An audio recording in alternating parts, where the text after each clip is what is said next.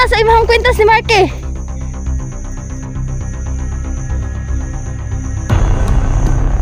Siya nagsasalita mo. Gano. Teka lang. Hindi ko masit up ang camera mo. Kaibigan mo. Tingnan niyo. Dili na mo ihatag ang bata sa inyo ha. Dili. Dili. Dili ni mo makuha ang bata ug ang mutya. Dili. Dili ni mo makuha ang bata ug ang mutya.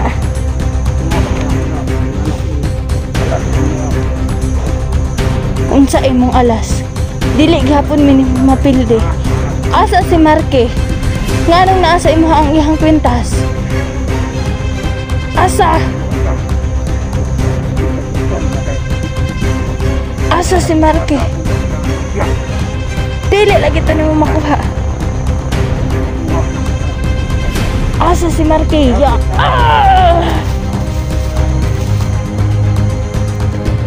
Ya.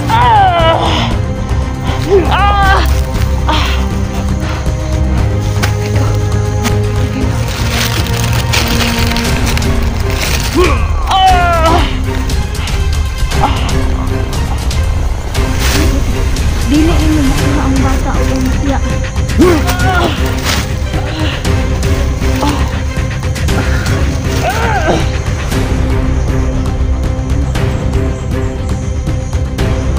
Agan niyo.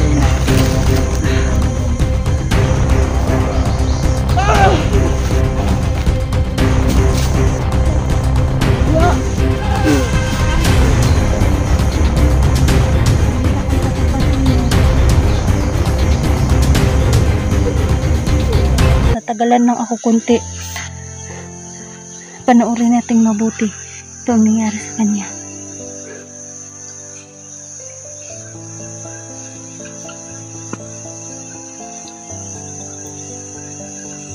Masid naman siya sa paligid ng kaibigan na.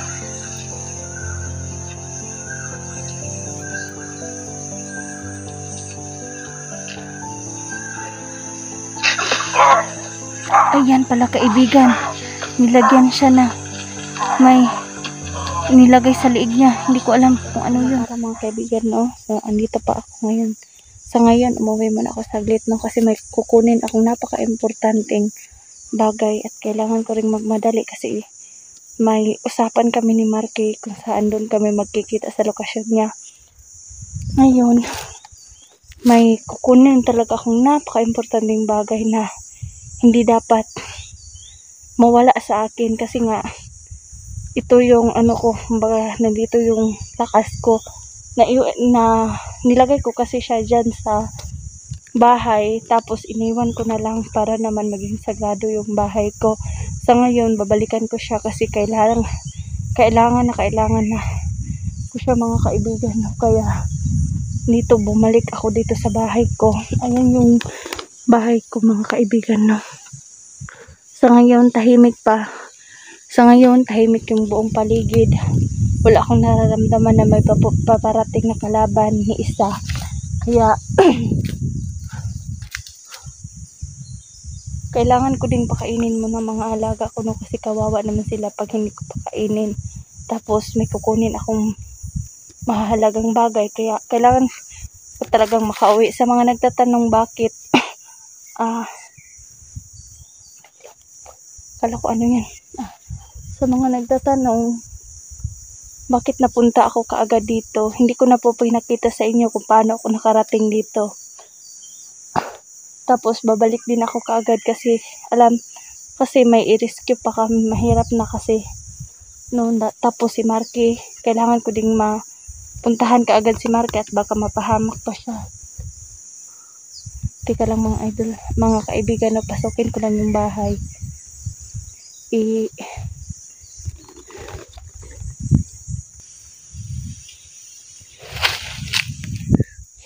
So ngayon mga kaibigan, tapos na, kapasok na ako sa bahay at saka nakuha ko na yung gustong makuha. Ito yung gusto kong makuha. Hindi ko ipapakita sa inyo ng buo. Ito lang, ganito lang, ganito. Kasi nga ito yung napaka-importanting bagay sa amin. Ito yung tiya, kumbaga, kung tawagin ninyo. So ngayon babalik na ako sa area kung saan yung usapan namin na yung Marky na doon kami magkikita. Yeah. Samahan niyo ako ngayon, no? Papunta na ako sa area, pabalik ako sa area.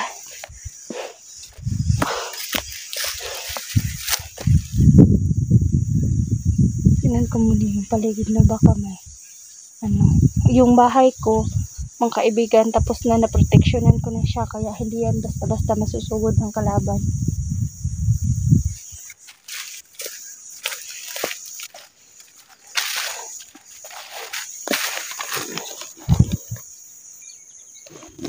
So mga kaibigan, no, dito na ako sa lugar kung saan usapan namin ni Marky, pero malayo pa po yung lalakarin ko bago makarating doon. Kaya samahan niyo ako maglakad papunta doon. Ito yung dinadaanan namin mga kaibigan, no. Napakamasukal na kagubatan. Kasi hindi kami pwedeng dadaan ng basta-basta. At alam namin na may maraming nakaharang na kalaban, kaya ito yung dinadaanan namin.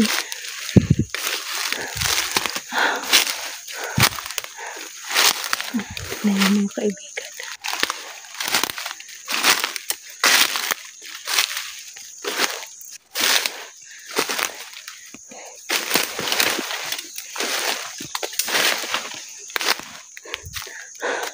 Hiningal ako kasi napakatirik ng dinadaan. Yan yung dinadaanan ko mga kaibigan, no.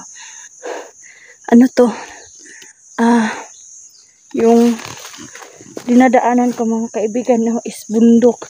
As in, bukid talaga siya kung saan maraming puno. Kumbaga, kagubatan talaga siya na hindi basta-basta napapasok. Ito yung nadaanan ko. Sa ngayon, malinis to siguro.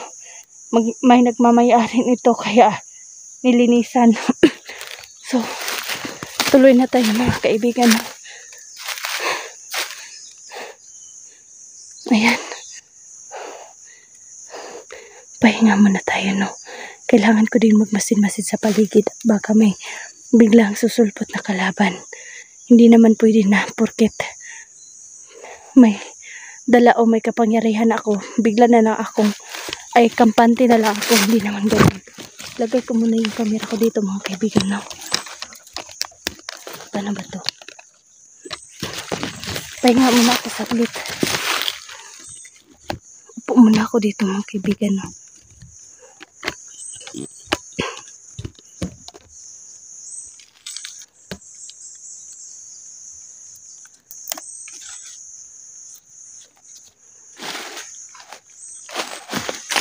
So, mga kaibigan, upo muna ako dito, no. Magpapahinga muna ako saglit kasi napagod ako. Malayo-layo rin yung nilakad ko mula doon sa bahay hanggang dito. Malayo-layo rin. Kaya hinihingal ako, napagod din ako. Tapos hindi ako nakapagdala ng tubig kasi nga nagmamadali talaga ako, pero okay lang.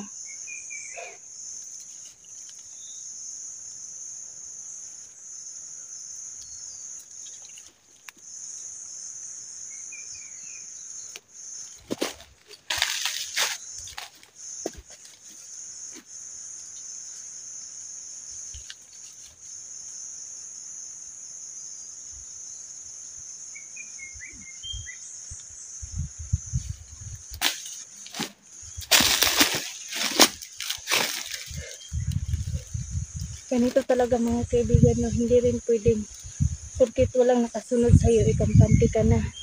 Kailangan mo ring magmasid-masid sa paligid at baka biglang susulpot yung kalaban.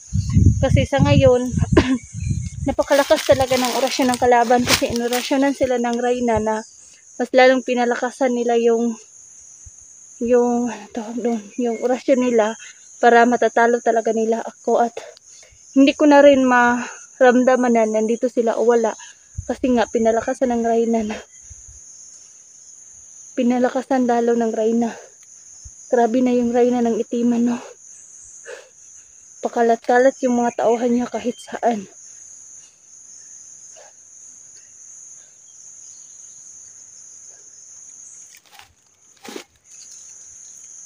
So, tuloy na tayo mga kaibigan, no?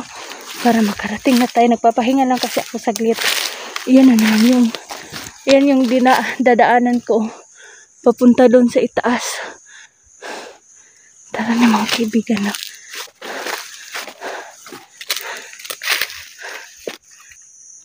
So, mga kaibigan, no? Andito na tayo sa bahay kung saan kami magtatagpo ni Marky. Dahan-dahan lang muna, no? Baka may nakamasid. Teka lang, kaibigan. Nganong nasa imahang kwintas ni Marky?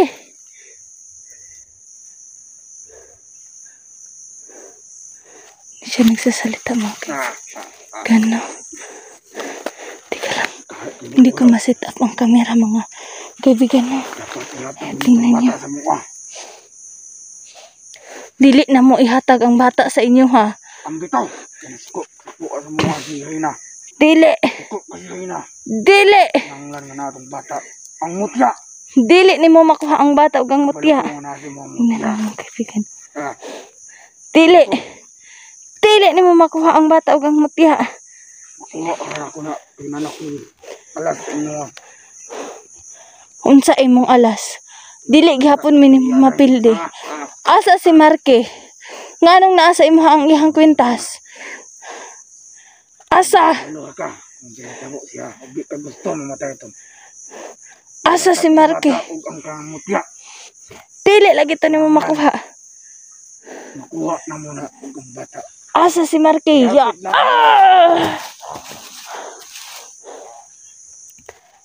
Ya.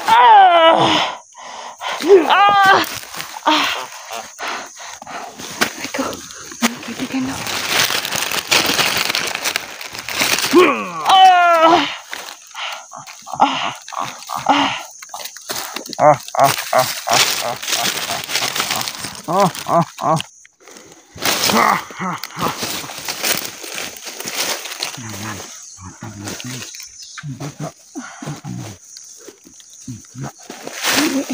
Dili ni mo makuha ang bata o ang mutya.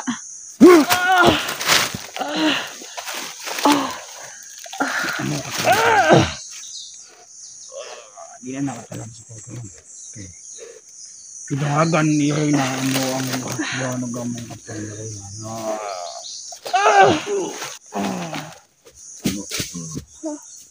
Ya. Sarira ang katapat ninyo.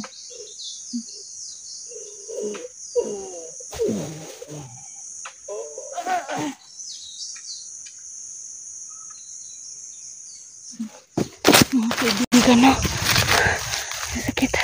Grabe. Grabe ang lakas ng orasyon niya, mga kaibigan, no? Pero wala na siya, mga kaibigan. Ayan na siya, kaya tuloy na ako doon kina Marky, no? Masid-masid muna ako at baka may mga kalaban pa dito. Balikan ko muna, kaibigan, no? Kasi yung kumpas, kailangan ko makuha.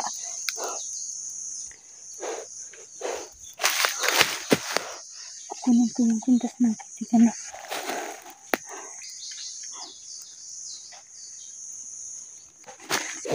Grabe. Grabe yung ginawa ng Rhino, mga kaibigan, no? Kaya pala, may alas na sila sa amin. Yung kaibigan ko, kumusta na kaya? Kailangan ko pang orasyonan yung kwintas, mga kaibigan, no? Bago ko makuha.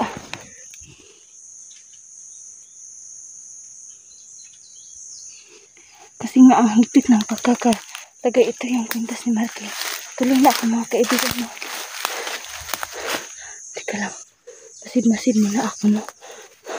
Baka may tao na nakapalipot ito, mga kaibigan, no? Masid-masid muna ako ano sa paligid, no? So mga kaibigan, no? Nandito tayo sa bahay kung saan kami makikita ni Marky. Pero hindi mo na ako papasok agad. Masid-masid muna ako kasi may masamang kutob talaga ako, mga kaibigan. Masama talaga yung naramdaman. May kutob talaga ako, mga kaibigan, no? Mahirap na. Baka may nakalaban kasi ako, mga kaibigan. Mahirap na. Baka mapahamak na naman. Kaibigan? Kaibigan? Kaibigan? Wala dito si Martin, no? Hanap na ako. Kaibigan! Wala dito. Andyan yung cellphone niya, mga kaibigan, no? Pero wala dito si Marky. No? Ito yung cellphone ni kaibigan. Sa mga kaibigan, no? Kukunin ko yung cellphone niya. Wala yung... Sana yun.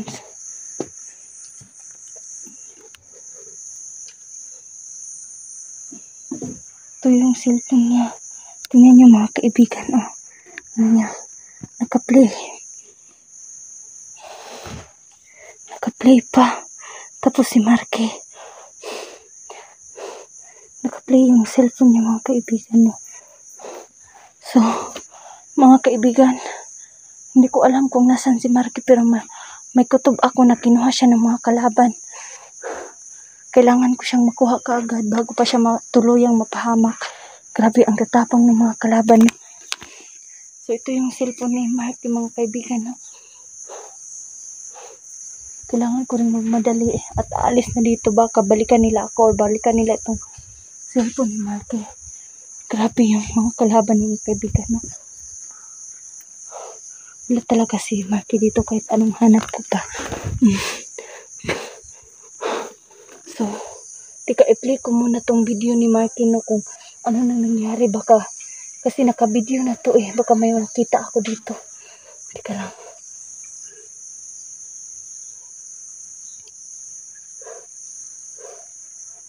Kaibigan, no?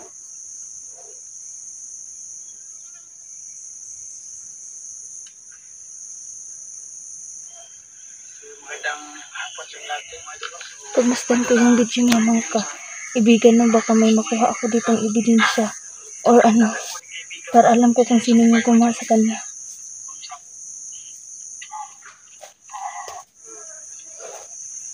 Ayun na nga, nakita ko na at alam ko na kung sino ang kumuha sa kanya, no. Sige na mga kaibigan, hanggang dito na lang. So, mga kaibigan, bago ako mag-off cam, ipapakita ko sa inyo kung ano ang nangyari kay Marky, mga kaibigan. Grabe. Ito yung nangyari sa kanya, mga kaibigan, no? Wala akong marinig. Sumama ba? Kanya yung asawa niya. Kasi yun din yung mission lamang na doon. Lakasan natin mga kaibigan para marinig natin. Kita lahat mga doon. Ilagay ko muna dito mga kaibigan para hindi ako mahirapan, no? Ano? Tawag ito. Para mabuo ulit yung aming samahan. At saka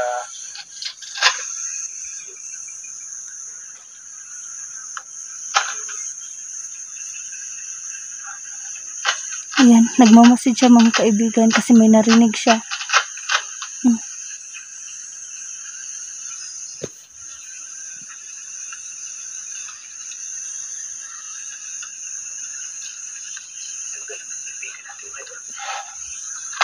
Naghihintay siya sa akin, kaibigan. Natagalan din ako.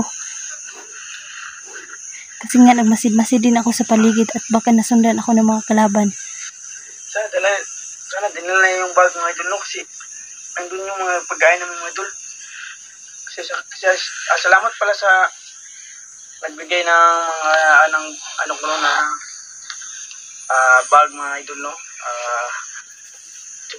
Tingnan ko lang kung makalubat na ako. Yan, nilapitan yung mga kaibigan, no? Mga idol, makaganap pa na tayo. Salamat sa nagbigay ng ating bag mga idol, no? So, di ko na lang sasabihin mga idol kung sino siya. At alam mo na yan, ma'am, no, kung sino ka. So, maraming salamat sa binigay mo sa amin, no, na tulong. At saka sa akin. So, pasensya na ka, ma'am, hindi ko na nadala yung box. Iniiwan namin ni kaibigan dun sa malapit sa bayan, ma'am, no. So, sana dinaanan niya ngayon bago siya pumunta sa bahay niya. Naghihintay siya sa akin, mga kaibigan, tapos natagalan lang ako kunti. Panoorin natin mabuti ito ang nangyari sa kanya.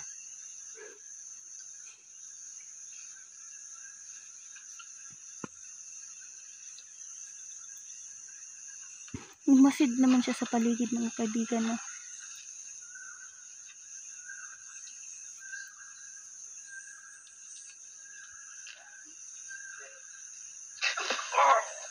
Ayan pala kaibigan. Nilagyan siya na may nilagay sa liig niya. Hindi ko alam kung ano yun.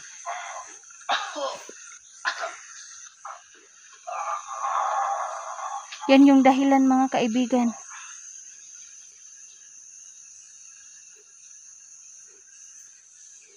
Yung kwintas pala.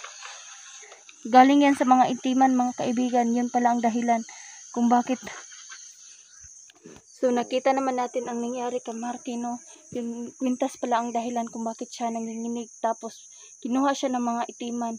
Kailangan ko siyang mapuntahan kaagad para hindi siya lalong mapahamak. So hanggang dito na lang muna, no?